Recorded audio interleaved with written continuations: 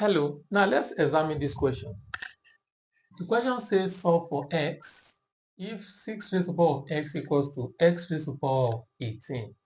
Now, how do we solve this problem? I will find a way of making x to be on one side and the number in another side. Okay, so now let's see.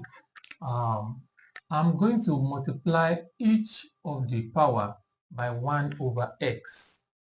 All right, so that will help me to get rid of this x here. So I have x raised to the power of x times 1 over x equals to x raised to the power of 18 times 1 over x. Get that? So this cancel this. So we have 6 equals to x raised to the power of 1 over x raised to the power of 18. Okay, so you can move this out and bring this inside. Now, when you have 18 times 1 over x, can be expressed as 1 over x times 18. Multiplication is commutative, okay? So now the next thing now is to get rid of this 18 here. So I'll multiply each of these power by 1 over 18. Okay, let's do that. We have 6 raised to the power of 1 over 18 equals to x raised to the power of 1 over x, okay?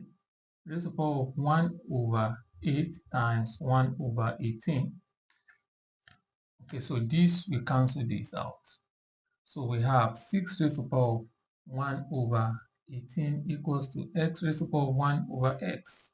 Now, the next thing I have to do now is to find a way of expressing this such that it's going to look like this.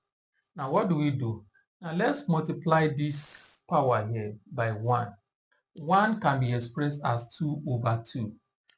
Okay, so now I have 6 raised to the power of 1 over 18 times 2 over 2 equals to x raised to the power of 1 over x. You get that?